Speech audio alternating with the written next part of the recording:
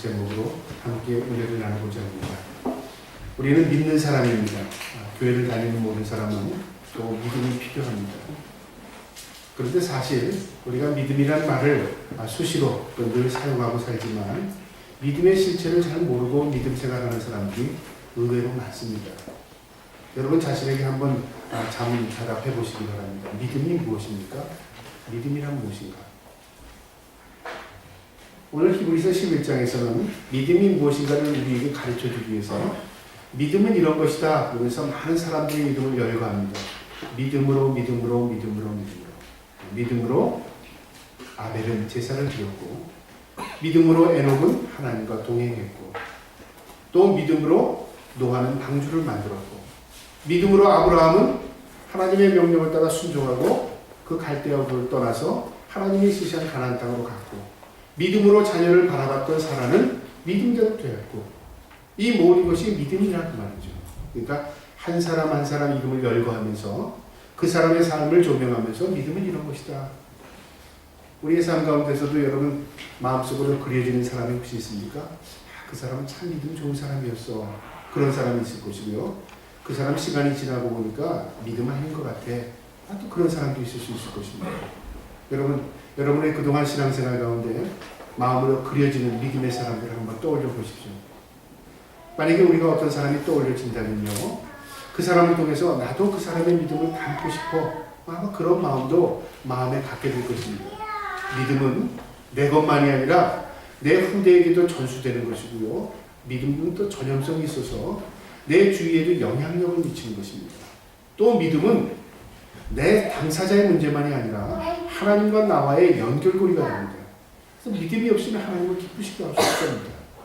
그러니까 우리는 믿는 사람으로서 믿음이 무엇인가 알아야 되겠죠.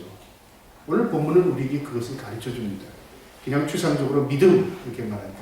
교회 열심히 다니는 사람, 헌금 잘하는 사람, 그 다음에 교회 빠지지 않는 사람, 교회 봉사하는 사람, 이렇게 말한다면요, 이것은 종교 생활이라고 우리 국한질 수 있습니다. 왜냐하면 그것이 믿음 생활이 아니라 믿음 생활 안에 포함된 여러 가지 요소입니다. 드러나는 현상인 것이죠. 그러면 그거 안에도 믿음이 있다. 그 말이 아닙니다. 믿음은 뭐냐면 드러나고 나타나는 것이 있고요. 또 믿음은 속에 감춰져서 볼 수 없는 것이 있습니다. 그런데 눈으로 볼 수 있는 것보다 볼 수 없는 것이 더 많다는 말이죠. 그런데 믿음이 언제 나타날 때가 있습니다. 어떤 순간에? 오늘 이 본문이 우리에게 그것도 가르쳐 줍니다. 믿음이 숨겨져만 있다면 천국 가봐야 알겠죠. 천국에 다 들어온 사람은 믿음을 가지고 들어왔습니다. 그렇다면 우리는 수수께끼 같을 겁니다. 가봐야 알지. 그런데 성경은 그렇게 말하지 않습니다. 믿음으로 이 사람은 믿음으로 살았다. 내가 그렇게 살면 믿음이 있겠구나. 그렇게 볼 수도 있고요. 오늘 본문의 내용은 이 사람들이 어떤 상황에서 믿음이 드러난 것입니다. 이런 게 믿음이구나. 그것을 깨닫게 하는 것입니다. 오늘 본문을 통해서요, 내 자신에게 한번 자문자답할 수 있는 시간 되기를 바랍니다. 나는 믿음이에요. 그 다음에 또 내 자신에게 하나님, 내가 믿음 주시옵소서 기도할 수 있는 저와 여러분 되기를 바랍니다. 저는 과거에 철없을 때요, 하나님 믿음 주세요 이렇게 기도한 적이 있어요. 믿음 있으면 다 할 것 같거든요. 청년 시절에 그렇게 기도한 적이 있어요. 믿음 있으면 내가 부자 될 것 같고, 믿음 있으면 내가 병도 이길 것 같고, 믿음 있으면 내가 능력도 행할 것 같고, 믿음 있으면 다른 사람보다 좀 나을 것 같았어요. 그래서 믿음 주세요. 믿음이 최고라는 걸 알았으니까요. 믿음 주세요. 그런데요, 그 믿음이라는 걸 깨닫고 믿음이 몰려오기 시작하는데 겁이 나더라고요. 왜 겁이 나는 줄 아십니까? 내가 말하던 믿음이 이게 아닌데? 내가 원했던 믿음이 이렇게 통해서 오는지 난 몰랐는데요. 여러분, 하나님께서 우리에게 믿음을 주신다고는 어떤 방법으로 주실까요? 그래, 믿음 보따리 여기 있다. 받아라. 우리가 믿음을 내가 하나님의 믿음의 보따리를 받았어요. 난 오늘부터 믿음 있는 거예요. 왜? 하나님 주셨으니까요. 성경에 믿음은 하나님의 선물이라고 그랬습니다. 그런데 그 선물에 대해서요, 부피와 넓이와 양을 의미하지 않았습니다. 믿음은 하나님께로부터 온다는 것을 우리에게 가르쳐줬는데, 믿음은 분량이 다 다르다는 거죠. 심지어는 믿음이 병든 믿음도 있고요, 죽은 믿음도 있다고 성경에 그렇게 있습니다. 그러니까 죽어서 온 믿음이 아니라 하나님이 나를 택하셔서 믿음의 사람으로 택해 주셨는데 내가 그 믿음을 소멸시켜버린 거죠. 그러니까 내가 죽어버린 것이죠. 그래서 믿음의 실체를 알아야 아 내가 믿음으로 살아야 되겠구나. 그것을 우리가 결단하고 다짐할 수 있습니다. 오늘 본문은 우리에게 그것도 가르쳐 줍니다. 자, 한번 23절에 볼까요? 먼저 모세의 부모님입니다. 그 모세의 부모님이 믿음이 있다는 거죠. 이 성경은 모세의 부모님이 무엇에 믿음이 있었냐면요, 그 아들을 숨긴 것입니다. 왜 그 아들을 숨겼냐면 그 당시에는 이 유대인들이 애굽으로 이민을 가서 그러니까 정착하면서 72명이 그러니까 이 야곱의 가족이 이 애굽으로 들어갔지 않습니까? 근데 이 애굽에서 번성하기 시작하는데요. 무려 350년 동안 번성한 숫자가 무려 한 350만 정도 됐습니다. 250에서 350만. 엄청난 숫자로 번성한 겁니다. 성경의 기록을 보면요. 이 유대인들은 애를 낳는 게 많이 나요.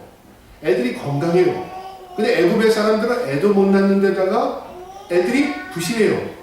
오늘날 같이 아이를 가지면 거의 다 뭐 한 92%, 100% 정도는 다 아이를 출산하고, 특별히 몸이 허약한 사람에게는 뭐 아이가 사생되는 경우도 있겠지만 오늘날은 아이를 가지면 다 낳는 시대입니다. 근데 과거에는요, 낳다가 죽는 경우도 많았고, 또 어머니도 허약하면 낳다가 어머니의 생명도 죽는 경우가 있어요. 그 대표적인 예로 누구죠? 요셉의 어머니 라헬도 그랬잖아요. 애 낳다가 죽었어요. 이처럼 그 시기에는 애 낳는 게 쉽지가 않은 시대였습니다. 근데 유대인들이 번성했습니다. 그러니까 이 바로 애굽의 왕이요, 유대인들을 좀 축소시키고 유대인들을 좀 제압하기 위해서 아이를 낳는 남자애들 다 죽이겠습니다. 법률로 그렇게 명령을 했습니다. 그런데요, 이 모세의 어머니는 그걸 거역한 겁니다. 내가 죽어도 난 그렇게 하지 못하겠다. 근데 그 이유를 오늘 본문은 뭐라고 말하냐면요, 부모가 아름다운 아이임을 봤다고 말합니다. 아름다운 아이, 우리는 아름답다는 말을 우리는 보통 말하는데 이쁘고, 그 다음에 비교해서 좋고, 그 다음에 균형이 맞고 이런 걸 아름답다고 말하잖아요. 성경에서 말하는 아름다움은 외적인 것을 표현하지 않습니다. 내적인 면입니다. 영적인 것입니다. 하나님이 그 아이를 아름답게 하신 겁니다. 그러니까 총명한 것뿐만 아니라 그 아이는 영적으로 하나님께서 뭔가 구별되게 느꼈다는 거죠. 이 아이는 하나님의 택한 백성이다. 이 아이는 내 아이지만 하나님께서 나에게 맡긴 자녀다. 그런 마음을 갖게 되었다는 것이죠. 여러분, 우리가 자녀를 키웁니다. 그런데 자녀는 어떨 마음으로 자녀를 키우죠? 내 아이. 보통 그렇습니다. 보통 예수 믿지 않는, 물론 예수 믿는 사람들도 그런 분들이 많은데요. 이 아이는 내 아이라는 거죠. 소유, 내게 속해 있는 아이라고 생각합니다. 근데 성경적인 의미를 보면요, 내 아이가 아닙니다. 하나님의 자녀로서 나에게 맡겨준 아이입니다.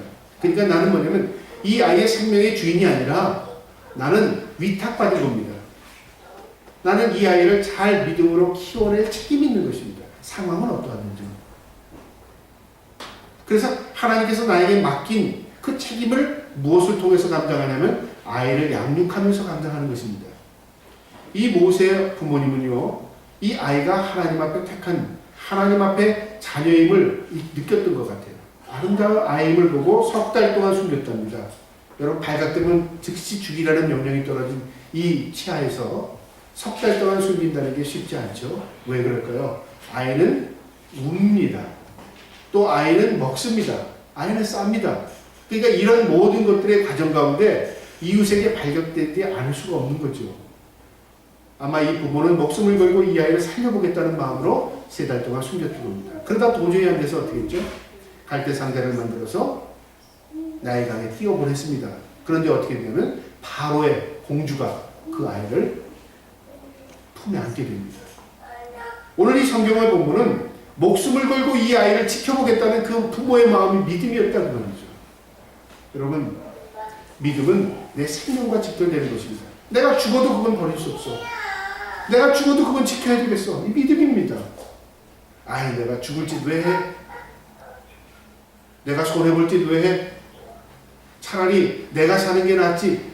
이런 마음을 갖는다면 그건 믿음이라고 할 수 없는 것이죠. 믿음은 내 생명까지도 직결되는 것입니다. 내가 죽어도 이 아이를 살려보겠다 하는 그런 마음을 가진 거죠. 이것이 믿음의, 하나님 앞에 믿음으로 고백된 것입니다. 그 다음에요, 모세 그 당사자입니다. 24절이요. 믿음으로 모세는 장성하여 바로의 공주의 아들이라 칭함을 받기를 거절했답니다. 모세는 어디로 그 아이가 입양됐습니까? 바로의 공주, 다시 말하면 왕궁의 귀족, 왕족으로 입양된 겁니다. 그래서 왕족으로 40년 동안 자라난 겁니다. 그런데 그 부부가 누구냐면은 이 유모가 바로 자기 친어머니였어요. 참 신비롭죠? 어머니의 젖을 먹으면서 왕궁에서 왕자로 자란 겁니다. 하나님의 섭리죠. 그러니까 하나님께서 모세를 특별하게 훈련시키는 하나님의 방법이었습니다. 여러분, 우리도 이 땅에 살아가는 동안에요, 하나님이 믿음을 통하여 훈련시키는 훈련의 여러 가지 방법이 있습니다. 어떤 사람은 좋았다가 올라갔다가 내려가는 사람이 있고요. 어떤 사람은 밑바닥을 치다가 올라가는 사람이 있습니다. 그런데 이 모든 과정이 훈련의 과정일 때에 어떤 사람은 어떻게 해요? 위에 있다가 내려가면 절망합니다. 내가 이게 뭐야, 미술 있고, 이렇게 말하는 사람이 있고요. 어떤 사람은 밑바닥을 치다 올라가고, 난 믿음 좋아서 이렇게 성공했구나, 이렇게 착각하는 사람이 있죠. 여러분, 인생을 볼 때 라이프 사이클이 있다는 거 아시죠? 올라갈 때가 있으면 내려올 때가 있고, 내려갈 때는 올라갈 수 있습니다. 파도를 치듯이 올라가고 내려가고 올라가고 내려가면서 우리의 삶이 연장되고, 우리의 삶이 훈련되고, 우리의 삶이 어떻게 강해집니다. 그러니까 너무 좋을 때 좋다 그렇게 생각하는 게 아니라 나도 언젠가는 내려갈 때가 있다 그렇게 생각해야 되고요. 또 밑바닥을 치는 사람은 절망하지 말고, 그래 이제는 올라갈 것밖에 없다, 위를 바라볼 수 있는 것입니다. 그런 믿음은 교만한 게 아니라 겸허한 것이고요. 믿음은 비굴한 게 아니라 겸손한 것입니다. 어떠한 상황 가운데서도 내 삶의 주인은 하나님이시다, 그걸 인정하며 사는 것입니다. 이 모세는 바로의 공주, 다시 말해 왕족으로 자라는 것을 그는 원치 않았답니다. 왜 그랬을까요? 성경엔 그것이 기록되어 있지 않지만 설명을 이렇게 하고 있습니다. 25절에 도리어 하나님의 백성과 함께 고난받기를 잠시 죄악의 낙을 누리는 것보다 더 좋아하고, 모세는 그렇게 생각했다는 겁니다. 어떻게 해요? 왕족으로, 왕의 아들로 살아가는 것보다는 차라리 내 민족인 이 이스라엘 민족과 함께 고난받는 것이 나는 더 낫다. 왜 그랬을까요? 그의 마음에 하나님이 계셨기 때문에 그런 것입니다. 여러분, 상대적이죠? 극과 극입니다. 노예로 사는 것과 왕족으로 사는 것, 무엇의 차이입니까? 어마어마한 차이입니다. 내가 평민으로 살아도 노예는 못 살겠어. 내가 차라리 고생을 해도 노예는 못 살겠어. 이렇게 할 수는 있습니다. 그런데 그는 왕족이었습니다. 왕의 가문에서 아들로 자라는 겁니다. 그런데 그 자리를 박차고 어떻게 했어요? 자기 민족과 함께 있답니다. 물론 이 과정 가운데서는 모세가 자발적으로 성을 나와서 민족을, 내가 우리 민족과 함께 하겠습니다, 이렇게 하지 않았습니다. 그는 애굽의 병정을 죽였습니다. 그 일로 도망쳤습니다. 아라비아 사막으로 가서 거기서 그의 장인 이도로를 만났고 그의 딸과 결혼해서 40년 동안 광야에서 훈련받습니다. 그러나 성경은 간단하게 말하면 그는 그 지위, 그 부귀 영화를 다 버린 것이라는 거죠. 왜냐? 그는 하나님을 바라봤다는 겁니다. 그래서 26절에 이렇게 설명합니다. 그리스도를 위하여 받은 수모를 애굽의 모든 보화보다 더 큰 재물로 여겼으니 이는 상 주심을 바라봅니다. 여러분, 근데 여기서 참 놀라운 말이 있죠. 모세가 예수 그리스도를 알았을까요? 몰랐을까요?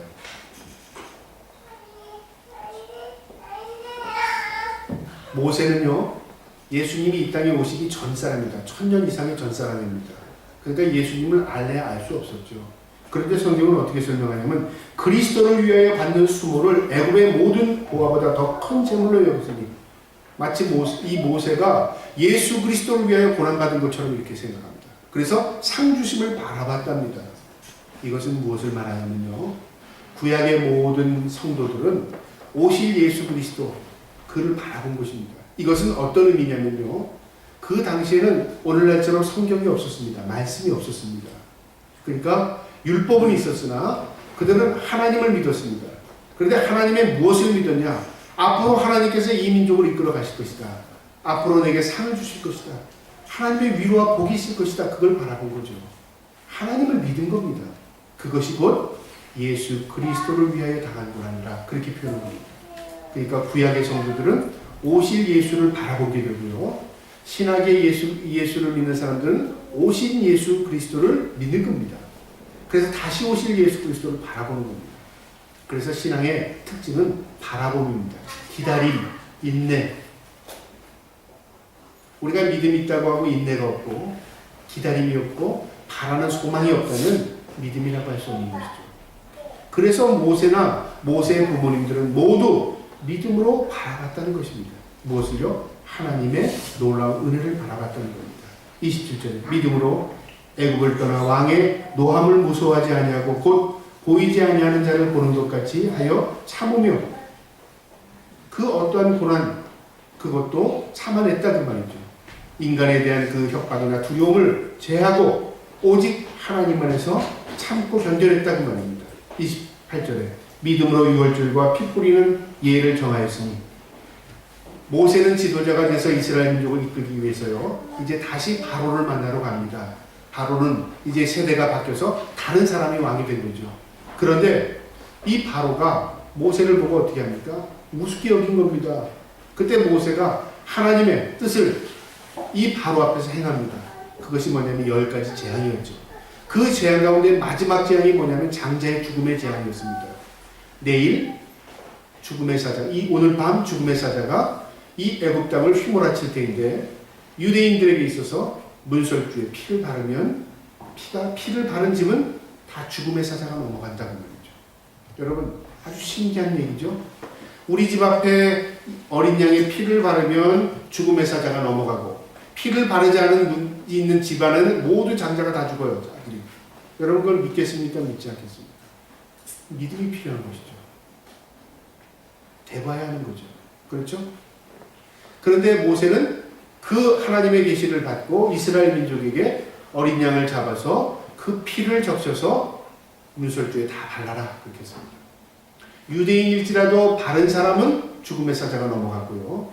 유대인일지라도 바르지 않은 사람은 죽음이 그 안에 임한 것입니다. 그러니까 무엇을 요구했습니까? 믿음입니다. 믿음대로 행했느냐? 행하지 않았느냐? 누구냐? 누구가 아니냐가 중요한 게 아니죠. 그 사람이 교회 나왔느냐? 교회 나오지 않았느냐가 중요한 게 아니라 그 사람이 믿음으로 살았느냐? 살지 않았느냐가 중요한 것이죠. 그렇죠? 믿음이 그런 것입니다. 유월절 피를 발랐답니다. 이는 장자를 멸하는 자로 그들을 건들리지 않게 하려 한 것이다. 죽음의 사자가 넘어간 겁니다. 그 다음에 믿음으로 29절에 그들은 홍해를 육지같이 건넜으나 그들은요 파도가 치고 바람이 부는 그 홍해 바다가 갈라진 그 사이를 걸어갔답니다. 여러분 우리는 그냥 하나의 동화 같은 이야기 같은 이야기를 들은 성경에 나오는 이야기를 볼 때 내가 그 자리에 있으면 나도 건너갈 것 같죠? 여러분 건넌다는 게 쉽지 않습니다. 예를 들어서 여기 호랑이가 으르렁거려요. 양쪽에서. 그런데 내가 하나님께서 나에게 너 걱정하지 마. 호랑이가 와도 너를 해치 못해. 가운데로 걸어간다고 생각해보세요. 그럼 어떻게 믿어요? 호랑이가 달려들면 내가 죽는데. 파도가 벽을 이루고 있습니다. 내가 그 안에 들어가 그 끝에 나갈 때까지 이 파도는 나를 침몰시키지 않아. 걱정하지 마. 물을 막아줬어. 건너가봐. 양쪽을 벽으로 엄청난 바다가 나를 삼키려고 이 벽을 이루고 있어요. 그럴 때 우리는 어떻게 무엇이 필요하죠? 믿음이 없이는 건널 수 없는 것입니다. 하나님께서는 기적을 베푸시지만 우리는 그 기적 가운데로 걸어갈 책임이 있는 겁니다. 믿음은 무엇을 요구해요? 하나님의 능력을 요구하지만 그 하나님의 기적과 능력 안에 우리의 순종과 우리의 담대한 믿음이 필요하다는 말이죠. 이스라엘 민족은 건넜어요. 근데 애굽에 뒤따라오던 모든 애굽의 병정들은 다 물에 수장되었습니다. 똑같은 홍해를 건넜으나 이스라엘 민족은 다 구원받았고 그 뒤따르던 애굽의 군대는 다 죽었습니다. 거기서. 무엇 때문에 살고 무엇 때문에 죽었죠? 믿음으로 건넌 자들은 다 살았어요. 믿음이 없이 따라온 자들은 다 죽었어요. 그 다음에 또 30절에 믿음으로 7일 동안 여리고를 도니 성이 무너졌답니다. 믿음의 전쟁이죠. 여리고 전쟁. 이 가나안 전쟁은 모든 믿음으로 치른 전쟁이었습니다. 그 첫 성이 무엇이었냐면 이 여리고성이었습니다. 전쟁을 하려면 우리가 무엇이 필요할까요? 무기가 필요합니다. 그죠? 그 다음에 전략이 필요합니다. 그 다음에 군사의 숫자가 필요합니다. 우리가 이 땅에 살아가려면 뭐가 필요하죠? 돈이 필요합니다. 그 다음에 사랑이 필요합니다. 가정도 필요하겠죠? 그 다음에 내가 필요한 일터도 필요합니다. 필요한 거 많죠. 우리가 이 땅에 살아가는데 필요할 것이 얼마나 많아요. 우리가 이사를 한번 해보면 웬 놈의 짐이 이렇게 많아요. 예. 내 몸뚱아리 하나 때문에 이 많은 짐들이 내가 필요한 것들이 사들였는데 그 것들이 많다는 말이죠. 우리 필요한 것이 많은 사람들입니다. 그런데 이 여리고 전쟁을 보면요, 전쟁을 해야 되는데 무기 만들거나 그 전략을 짜라든가 군사를 모집하라는 내용이 없습니다. 백성들과 함께 하루에 한 번씩 나가서 한 바퀴 돌으라고 말이죠. 돌라. 우리가 이 땅에 살아갈 때 너무 필요한 게 많아요. 하나님 돈도 필요합니다. 하나님 내 가정도 필요합니다. 내 필요한 거 너무 많아요. 너 그게 필요한 게 아니야. 너 이 땅에 살아가려면 믿음이 필요해. 하나님, 믿음은 교회에서나 필요하죠. 믿음은 내가 어려울 때 하나님 도와달라고 할 때 도와주세요. 그럴 때는 믿음이 필요한 거지. 내가 직업 가지고 일하면서 사는데, 내가 가정에서 사랑을 베풀고 사는데, 내가 뭐 살아가는데 믿음이 그게 내게 큰 영향력을 미쳐요. 세상 사람처럼 머리 굴리고 사는 건데. 여러분 그렇게 생각하지 않으십니까? 제가 너무 극단적이었나요? 여러분 그러나 우리는요, 의식하든 의식하지 않든 믿음이라는 것을 종교생활로 국한시킬 때가 얼마나 많은지 모릅니다. 믿음은요, 전쟁과 같은 것입니다. 내가 모든 것을 다 내려놓고 주님의 말씀, 그 말씀에 순종하며 사는 게 영적인 전쟁의 시작입니다. 내가 하나님의 말씀대로 살면 승리할 것이고 하나님의 말씀대로 살지 않으면 패배할 것입니다. 그래서 여리고 전투는 하나님께서 그 성을 무너뜨리게 하시고 완전히 점령했습니다. 피 한 방울 흘리지 않고 이스라엘에게 넘겨줬습니다. 근데 그 다음 성, 어떤 성이었죠? 아이성 전투였습니다. 두 번째 성은 여리고 성과 비교할 수 없이 아주 작은 성이었습니다. 그래서 이스라엘 민족이 전쟁할 때 이 승리에 맡기게 되어서 그 성을 바라보니까 아이고, 내가 과거에 저보다 큰 성을 내가 이겼는데 저 조그만 성을 우리가 전쟁하라고 모세에게 그렇게 모세요. 아니 여호수아에게 우리가 이 많은 군대가 나갈 필요 없습니다. 3,000명만 골라서 나가서 우리가 싹 쓸어버려 봅시다. 가만 보니까 여호수아도 전략가로서 군인으로서 그럴 필요가 있을 것 같아요. 전쟁했는데 어떻게 됐죠? 완패. 완전히 패배했어요. 그래서 하나님께 기도한 겁니다. 하나님 이게 뭐 어떻게 된 겁니까? 전의 전투에서는 우리가 승리했는데 이번 전투에서 비교도 않게 되고 조그만 전투도 이걸 우리가 졌어요. 하나님이 성경에 그런 말씀하지 않았는데요. 저는 이런 음성을 듣는 거예요. 너희가 싸웠냐? 너희가 이겼냐? 너희가 전쟁했냐? 우리가 이 땅에서 살아갈 때요, 너희가 노력해서 그렇게 된 거야? 너희가 운동해서 네 몸이 건강해? 너희가 그렇게 잘해서 너희가 예수 믿었냐? 만약에 그렇게 우리가 들려진다면 어떻게 할까요? 내가 진리를 발견해서 예수를 믿은 거예요. 내가 진리를 찾아서 열심히 해서 내가 목사 된 거예요. 만약에 그렇게 되면 자랑할 만하죠. 그게 아니라고 말이죠. 무엇을 말합니까? 말씀대로 살면 하나님께서 너와 함께 하시지만 네가 하나님의 말씀을 저버리고 네 방법, 네 생각대로 살아가면 한번 해봐라. 그것입니다. 너 내 말씀대로 안 살았으니까 너 한번 저주받아라. 그게 아닙니다. 그래, 네 방법대로 살아가라. 그런데 이 세상이 우리를 호락호락하게 놔주질 않습니다. 왜 그럴까요? 세상은 사탄에게 뇌어준 바 되었습니다. 이 땅은 하나님의 다스림의 속성 안에 있지만 하나님께서 하나를 간섭하셔서 우리 하나님의 백성들을 이렇게 탁탁, 너는 하나님의 백성이니까 잘 되고 너는 예수 안 믿으니까 못 되고 이렇게 하는 하나님이 아니시라고 말이죠. 우리를 세상 가운데 두었습니다. 세상 사람 가운데 함께하게 했습니다. 그런데 세상에서 빛과 소금으로 살라고 말씀했습니다. 삶의 의미가 다릅니다. 우리를 따르는 온실하는 너희는 예수 믿으니까 여기서 살고 예수 안 믿는 너희들은 세상 가운데 험난하게 살고 이게 아닙니다. 우리도 모든 험난한 세상 가운데 살겠습니다. 그런데 삶의 방법이 달라요. 너희는 이렇게 살고 세상 사람들은 이렇게 살 거야. 너는 그렇게 살지 마. 그 다음에 하나님께서 그렇게 사는 자와 능력을 함께 하시고 그렇게 하는 자와 함께 교통 교류하시는 것입니다.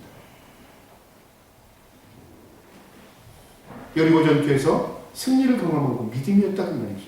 그 다음에 31절에 믿음으로 기생 라합은, 여러분 직업이 기생이랍니다. 술 팔고 몸 팔고 하는 거겠죠. 우리는 감히 기생이 구원받아? 그래서 유대인들도 생각하기에 구원받지 못하는 대표적인 직업 가운데 여자는 기생, 남자는 레위인, 남자는 세리 그랬습니다. 남 돈 받아가지고 떼고 올리고 남 갈취하고 그 다음에 착취하거든요. 그래서 저 사람들은 저 안 돼라고 생각했어요. 그런데 여기에 기생 라합은 어떤 사람이었냐면요, 예수님의 족보 가운데 들어가는, 다시 말해 예수님의 족보에 들어가는 사람입니다. 이방인임에도 불구하고, 기생임에도 불구하고 그 사람이 무슨 믿음을 가졌기에 그랬을까요? 보시기 바랍니다. 정탐꾼을 평안히 영접함으로 순종하지 아니한 자와 함께 멸망하지 아니하느니라. 여러분, 이 성이 다 무너질 때 나를 구원해 주세요, 나를 살려 주세요, 그 믿은 거예요. 그러니까 하나님께서 이 성을 패배시킬 것, 하나님께서 승리할 것을 이 기생이었지만 믿은 거예요. 그 사람이 직업이 어땠든, 그 사람의 삶이 그동안 어땠든, 그 사람이 어떤 생각으로 지금까지 살아왔든, 그것보다 더 중요한 게 뭘까요? 그 당시에 그 순간 하나님을 나는 믿습니다. 지금 여기 얼마나 중요한지 모르겠어요. 내 과거의 삶은 어떻든 하나님께서 지금 나의 모습을 보고 계신다는 말이죠. 여러분, 우리 간혹 가다 그랬잖아요. 저 사람 과거에 이렇게 살았어, 저 사람 직업이 뭐였어, 저 사람이 옛날에 나쁜 짓 했어. 그래서 그 사람을 판단한다면요, 아마 우리는 일평생을 우리를 판단하면 구원받을 사람 하나도 없을 겁니다. 왜 그럴까요? 우리는 선을 행한 것보다 죄를 행한 게 더 많기 때문에 그렇습니다. 의를 행한 것보다 악을 행한 게 더 많기 때문에 그렇습니다. 생각으로 행하나 행동으로 행하나 영적이나. 그래서 성경이 뭐라고 말합니까? 로마서 3장 10절에 의인은 없나니 하나도 없습니다. 하나님 보시기에 의롭다 할 만한 사람이 하나도 없답니다. 그런데 우리를 구원해 주셔요. 무엇 때문에 구원해 주셔요? 지금 여기 내가 믿었다고 말이죠. 나를 믿었다고 말이죠. 그래서 믿음으로 구원받는 겁니다. 놀라운 것입니다. 그 다음에 설명이 열거하는데 32절부터 기드온, 바락, 삼손, 입다, 다윗 및 사무엘과 선지자들, 사사기에 나오는 선지자들과 열왕기하, 역대상, 역대에 나오는, 역사서에 나오는 다윗, 그 다음에 사무엘, 선지자들, 이 모든 사람이 다 믿음으로 산 사람이었다 그 말이죠. 우리가 이 사람들의 하나하나의 삶을 우리가 열거하자면 시간이 없을 겁니다. 그런데 중요한 사건은 이 사람들이 자신을 신뢰하지 않고 하나님을 신뢰했다는 겁니다. 대표적으로 다윗이라는 사람은 어떻습니까? 하나님과 동행했던 사람입니다. 그래서 하나님과 마음이 합했던 사람입니다. 하나님의 마음, 내 마음이 합해졌어요. 내 마음이 곧 하나님의 마음이고 하나님의 마음이 내 마음이에요. 내 원수까지라도 사울이었지만 그 따라다니면서 10년 동안 죽이려고 했지만 하나님이 택한 사람이라고 생각했기 때문에 내가 죽일 수 있는 기회까지도 포기했어요. 내가 그를 죽이지 않으면 내가 죽게 됐는데 그걸 포기했다는 말이죠. 여러분, 믿음은 뭘까요? 상황을 바라보는 게 아닙니다. 하나님을 바라보는 게 믿음입니다. 그래, 하나님 뭐라고 하실까? 하나님 어떠실까? 하나님이 내 입장이라면 하나님 어떻게 하실까? 그런 것들을 하나하나 생각하는 것입니다. 그러면서 우리의 믿음이 성장하는 것입니다. 이제 33절부터는요, 34절까지 세 가지로 제가 요약해 드리려고 합니다. 믿음이란 무엇인가? 오늘 제목이죠. 믿음이란 이런 것이다 그 말이죠. 우리가 추상적으로 믿음은 뭐예요? 믿음은 교회 열심히 나가는 거예요. 믿음은 이렇게 하는 거예요. 이렇게 하는 거. 우리 나름대로의 믿음이라는 거 설명을 다 할 수 있습니다. 근데 성경적인 믿음을 우리가 이해하고 알아야 되지 않겠습니까? 내 이야기 말고요. 목사님이 이야기하는 거 말고요. 간혹가다 목사인 입장에서는 성도들에게 교회를 좀 잘 섬기고 교회를 부흥시키기 위해서 어떤 방법을 쓸까요? 믿음을 강요할 때 이렇게 얘기하세요. 여러분, 교회 빠지면 안 됩니다. 믿음 없습니다. 여러분, 11조 생활해야 합니다. 믿음이 없는 겁니다. 여러분, 봉사해야 합니다. 왜요? 믿음이 없어요. 봉사해야 믿음이 성장합니다. 다 맞는 말일 수 있습니다. 그런데 성경에 그렇게 설명하지 않았습니다. 성경은 오늘 본문입니다. 믿음은 무엇인가? 여러분, 믿음이라는 것은요, 우리의 싸움에서 승리하는 것이 믿음입니다. 승리입니다. 오늘 본문 33절, 34절에 한번 보시기 바랍니다. 그들은 믿음으로 나라들을 이기기도 하며 의를 행하기도 하며 약속을 받기도 하며 사자들의 입을 막기도 하며 불의의 세력을 멸하기도 하며 칼날에 피하기도 하며 연약한 가운데 강하게 되기도 하며 전쟁에 용감하게 되어 이방 사람들의 진을 물리치기도 하며 모두 싸움이죠. 싸움에 이겼다는 말이죠. 그러면 싸워서 다 이기는 게 믿음이구나. 여러분 그 이야기 하려고 지금 이야기한 게 아닙니다. 이 전쟁의 외적인 모습이 아니라 이 내막을 이해해야 된다고 말이죠. 이스라엘 민족이 싸워서 이길 때는 언제였어요? 하나님이 동행할 때 이겼습니다. 그들의 방법대로 싸웠을 때는 백전백패였습니다. 그래서 다윗이 하나님 전쟁할까요? 해라. 어떻게 할까요? 좌로 가. 우로 가라. 뒤돌아서 공격해라. 하나님이 다 가르쳐줬어요. 그런데 다윗도요. 나중에 하나님의 뜻대로 전쟁하지 않았을 때는 패배했습니다. 이 전쟁의 싸움은 육의 싸움이 아니라는 말이죠. 이 전쟁의 승리 의미를 알아야 돼요. 그래서 전쟁을 세 가지로 우리가 요약해서 얘기할 수 있습니다. 여러분 잘 기억하세요. 우리의 싸움이 있습니다. 안 싸우는 사람들이 있어요. 어디에서 안 싸우죠? 죽으면, 관에 들어가면 안 싸웁니다. 싸울 이유가 없어요. 원수도 없습니다. 죽으면. 근데 우리가 숨을 쉬고 살면 다 싸움이에요. 심지어는 남편도 원수가 될 때가 있잖아요. 자녀도 원수가 될 때가 있어요. 그래서 왼수 우리나라 사람들 그렇게 말하는데요. 왼수라는 건 맞는 말이에요. 사실은. 원수입니다. 원수. 근데 이 원수를 원수로 생각하지 않고 하나님이 나를 나대게 하는 하나님의 은혜다 생각하고 싸워야 되는 것입니다. 그래서 싸움은 세 가지 의미가 있는데요. 먼저 적이 있다는 거죠. 적, 대상, 세상. 이게 외적인 상황입니다. 우리가 이 땅에서 그리스도인으로 삽니다. 그러면 내가 그리스도인답게 살려고 할 때 세상은 나를 그대로 놔두지 않습니다. 야, 교회 가는 건 뭐 그럼 너 뭐 돈이 나와? 밥이 나와? 너 신앙생활 한다고 뭐 너 낮은 게 있어? 세상에서 만약에 우리를 그렇게 했다고 보세요. 맞네. 저 사람 나가는 게 맞네. 저 사람 살아가는 게 저 사람 살아가는 게 참 지혜롭네. 내가 어리석은 거 아니야? 그래서 싸움에서 패배되는 사람이 있고요. 아니야. 내 싸움은 그런 싸움이 아니야. 난 믿음을 지키며 살아야 돼. 환경과의 싸움이다 그 말이죠. 환경. 외부로부터 오는 적. 그 적은 나 아니죠. 나 외에 다른 것들이 내게 적이 될 때가 있어요. 그 싸움에서 이겨야 되는 것입니다. 그 다음에 또 적이 있는데요. 내가 적입니다. 여러분 그걸 이해하십니까? 나와의 싸움. 내가 적이에요.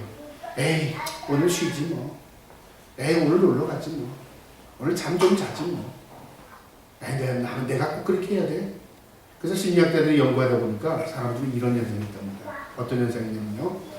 한 사람이 지나갈 때 내가 지금 쓰러져서 도저히 못 일어나겠어요. 그러면 나 좀 도와주세요. 그러면 그 사람이 지나갈 때 아무도 없어요. 나밖에 없잖아요. 100% 가서 도와줍니다. 내가 몸이 약해도 그 사람을 도와줍니다. 왜 나한테 부탁했습니까? 2명이나 3명이 지나갈 때 도와주세요. 그러면요. 다 지나간답니다. 왜 그럴까요? 나 아니고도 이 사람이 있어. 나 아니고도 저 사람이 있어. 제가 그런 얘기를 하죠. 실화인데요. 미국에서 한 몇십 년 전에 아파트 단지에서 강도가 나타나서 사람을 찌르는 거예요. 막 싸우는 겁니다. 사람들이 그 밖에서 싸우는 소리가 나니까 불을 탁탁탁 27집이 들어왔어요. 그걸 어떻게 조사했는지 이제 다 방문 조사라는 거예요. 경찰들이. 당신도 받고 다 거기 아파트에서 불 켜지면서 그 살인 사건의 현장을 27명이 봤어요. 경찰이 신고를 안 했어요. 아무도요. 왜 안 했습니까? 나 말고도 이 옆집 아저씨도 불 켰어요. 저 아래집도 불 켰어요. 저쪽에서도 동행고 불 켰어요. 다 봤다는 말이에요. 그럼 내가 꼭 굳이 내가 신고하지 않아도 돼요. 신고했을 거예요. 신고 안 들어갔습니다. 여러분 그래서 결론이 뭐냐면 심리학에서 구조를 요청할 때는 누구를 분명히 지칭해야 된답니다. 아가씨 나 좀 도와줘. 아저씨 나 좀 도와줘. 이렇게 누구를 지칭해서 얘기를 해줘야지 그냥 도와주세요. 안 된답니다. 지칭하고 그에게 시야를 주고 그 사람을 갈구하고 그게 필요하다는 거죠. 우리 사람은 그렇게 되어 있습니다. 싸움이라는 것은요. 때로는 내 자신과의 싸움도 있어요. 내 자신과. 할까 말까. 에이 나 아니래도 다른 사람이 하겠지. 여러분 우리가 싸움에 승리하는 것 가운데 가장 중요한 요소가 나와의 싸움입니다. 우리 그리스도인들이 나와의 싸움에서 많이 지는 경우가 있어요. 하나님이 도와주시겠지 뭐. 내가 가만히 있어도. 여러분, 아닙니다. 하나님은 우리를 싸우게 하십니다. 내가 기도하고는 어떻게 해요? 나는 가만히 있고 하나님이 나가서 싸우시나요? 나는 기도하고 내가 나가서 싸웁니다. 왜요? 하나님이 내 뒤에 능력이 되어주시기 때문에. 여러분, 저와 여러분의 싸움에 우리 자신이 늘 하나님의 군사로서 싸움받기를 주님의 이름으로 축복합니다. 그 다음에 또 있죠. 영적인 싸움이 있어요. 영적인 싸움. 눈에도 보이지 않고 깨닫지도 못하는데 적이 있다는 거죠. 이 적은 얼마나 뛰어난 적인지 영적인 적이에요. 사탄 마귀가 우리 수준하고 비슷합니까? 아닙니다. 내가 약한 거, 내가 연약한 거 더 잘 알아요. 어떤 사람은 돈이 약할 때 돈으로 유혹합니다. 어떤 사람이 정욕이 약할 때 정욕으로 유혹합니다. 어떤 사람이 권력욕이 있는 사람은 권력으로 유혹합니다. 내가 약한 것을 사탄은 누구보다도 잘 알아요. 그래서 그것을 미끼로 사용합니다. 다 넘어갑니다. 백전백패입니다. 이 싸움에서 사탄과 내가 한번 겨뤄봐야지 백전백패입니다. 그럼 어떻게 싸워서 이길까요? 내 연약함을 인정하고 주님의 손에 붙들려야 됩니다. 그래서 유혹은 어떻게 되냐면 피하라고 성경은 기록되어 있습니다. 유혹을 싸우는 방법도요. 피하는 게 있고 넘는 게 있고요. 등 돌리는 게 있습니다. 여러분, 나보다 힘센 사람이었는데 싸워야 돼요. 싸움이죠? 근데 저 사람하고 싸워야 내가 백전백패예요. 어떻게 할까요? 피하는 게 낫습니다. 피하는 게. 시비거리를 만들지 않는 게 낫죠. 그래 싸워. 하나님 날 도와주셔. 내 주먹을 아마 크게 해서 한 방에 저 사람 날릴 거야. 믿음 주시옵소서. 보세요. 내가 때리기 전에 맞아서 쓰러지죠. 그러니까 적을 알아야 되는 거예요. 이게 영적인 적, 사탄이다 마귀다 피해야 됩니다. 그 다음에 마귀가 나를 그대로 놔두지 않는다. 하나님의 도우심, 간구하심, 그게 필요한 거죠. 그래서 믿음이 필요합니다. 여러분 기억하세요. 싸움은 우리가 싸워야 합니다. 그래야 승리를 경험합니다. 그러나 싸움의 대상을 알아야 합니다. 이것이 나냐? 이것이 세상이냐? 이것이 사탄 마귀냐? 저와 여러분이 다 싸움에 승리하는 믿음을 갖기를 주님의 이름으로 축복합니다. 그 다음에 두 번째 35절부터 38절의 내용입니다. 읽지는 않겠습니다. 여러분이 읽어보시는데요. 어떤 내용이냐면 우리에게 주신 고난을 이겨내는 싸움입니다. 싸움이 고난이랍니다. 고난. 우리 주님이 그 싸움을 어떻게 싸우셨어요? 고난을 이겨내셨습니다. 고난은 피하는 게 아닙니다. 예수 그리스도는 그 십자가를 받아들였습니다. 간혹가다 우리 예수 믿는 사람이 고난을 피하는 게 잘 싸우는 줄 알고요. 그냥 지름길로만 가려고 해요. 쉽게 예수 믿으려고 해요. 쉽게 무엇을 이루려고 해요. 고난을 배제하려고 합니다. 여러분 이것은 결국 믿음을 안 갖겠다는 얘기입니다. 제가 아까 서두에 말씀드렸죠. 하나님 믿음 주시옵소서 그러는데 믿음 주시는데 하나님께서 고난을 주시는데 생각지도 않은 고난이 오는 거예요. 이런 게 아니었는데 내가 원하는 고난, 믿음이. 나는 내가 믿음이라는 것은 내가 믿음을 가지고 뭔가를 행하는 것, 능력을 행하는 건 줄 알았는데 믿음 달라고 했더니 하나님 고난을 주시더라고요. 절망케 하시더라고요. 좌절케 하시더라고요. 그동안 가지고 있던 믿음도 다 팽개치게 만들더라고요. 이게 뭡니까 하나님? 너 믿음 달라고 했잖아. 그래서 새벽 기도 나가서 기도할 때 믿음 달라는 기도를 그다음부터 못하겠더라고요. 또 고난 주실까 봐. 믿음 주시되 살살 주세요. 믿음 주시되 내가 넘을 만한 믿음만 주세요. 목사가 그러고 앉아있다면 참 믿음 없는 거겠죠? 그런데요. 여러분 믿음 달라고 기도하라고 했지만 그 믿음의 속성을 모르고 믿음 주시옵소서 해갖고 밖에 나가서 뭐 큰일 행하려고 하죠. 사탄도 우리에게 그런 곰털이 믿음 줄 수 있습니다. 어떻게요? 너 믿음 받아라 그래갖고 영뚱한 사탄의 영을 받아가지고 엉뚱한 짓 하고 다니는 사람. 자신은 착각하고 있어요. 그게 하나님이 주신 영인 줄 알아요. 여러분 믿음은 내가 고난받는 겁니다. 내가 힘들어지는 겁니다. 내가 아파하는 겁니다. 내가 예수님의 마음처럼 저려오는 겁니다. 그게 믿음이에요. 눈물이 고이는 곳에 눈물이 고이고 하나님의 마음이 머무는 곳에 내 마음이 머물고 하나님이 아파하는 곳에 내가 아파하고 이게 하나님 우리에게 주신 믿음이에요. 여러분 저와 여러분이 어떠한 고난이 올지라도 믿음으로 극복하여 그 싸움에서 승리할 수 있기를 주님의 이름으로 축복합니다. 또한 복음이 이 땅에 전파되기까지 모두 여기 성경에 보면 심한 박해를 받았답니다. 조롱을 받고 심지어는 죽은 사람도 있고요. 흩어졌답니다. 기독교 역사가 지금까지 오면서요. 예수 그리스도 이 땅에 오신 이후 2000년 동안에 그리스도인들이 모든 박해와 고난 가운데 흩어지고 핍박 가운데 있었습니다. 모든 기독교가 전멸되어야 돼요. 기독교는 강건하게 살아있었습니다. 무엇 때문에요? 이 고난을 이겨낸 것입니다. 저와 여러분이 믿음 가운데 고난을 이겨내시기 주님의 이름으로 축복합니다. 마지막입니다. 끝까지 소망을 잃지 않는 것이 바로 믿음입니다. 39절 40절이에요. 40절을만 볼까요? 이는 하나님이 우리를 위하여 더 좋은 것을 예비하였은즉 우리가 아니면 그들로 온전함을 이루지 못하게 하려 하십니다. 무슨 말이냐면요, 믿음은 더 좋은 것을 예비한 것. 이 더 좋은 것이라는 말이 뭐냐면, 여러분 더 좋은 게 뭘까요? 더 좋은 것이니까 이것보다 이거 상대적이잖아요. 이 물보다 예를 들어서 내가 좋아하는 오렌지 주스 이렇게 생각하면 그게 아닙니다. 더 좋은 것이는 예수 그리스도를 의미합니다. 더 좋은 것, 구원을 의미합니다. 구원, 천국을 의미합니다. 이 땅보다 더 좋은 것이 어디죠? 천국입니다. 우리에게 가장 귀한 보배가 뭡니까? 예수 그리스도입니다. 더 좋은 것입니다. 우리가 아니면 그들로 온전함을 이루지 못하는, 아주 어려운 말인데요. 이런 말입니다. 이 말은 그들의 믿음과 우리의 믿음을 동일하게 온전하게 하나 되게 하기 위해서, 그러니까 구약에 고난받고 핍박받고 어려움께 믿음의 사람들, 그들의 믿음만이 아니라 오늘날 살아서 예수 그리스도 안에서 믿음으로 살아가는 우리와 함께 그들의 믿음과 우리의 믿음이 동일하게, 그들의 믿음과 우리의 믿음이 하나 되게, 그들의 믿음과 우리의 믿음이 합쳐서 온전하게 되기 위한 하나님의 섭리와 뜻이 있다는 말이죠. 그러니까 우리는 어떻습니까? 우리는 구약의 성도들 성경의 믿음과 딱 별개의 믿음, 내가 필요한 것 갖고자 하는 믿음이 아니라 구약의 성도들이, 신약의 성도들이 가지고 있던 그 믿음과 내 믿음과 일치되어서 하나가 되는 믿음이 될 때 그것이 하나님이 기뻐하는 온전한 믿음이다 그 말이죠. 저와 여러분이 그 믿음 갖기를 주님의 이름으로 축복합니다. 이것이 바로 소망입니다. 말씀 마치려고 합니다. 오늘 믿음이란 무엇인가? 세 가지입니다. 승리하는 믿음입니다. 고난을 이기는 믿음입니다. 그리고 소망 가운데 천국을 바라보는 믿음입니다.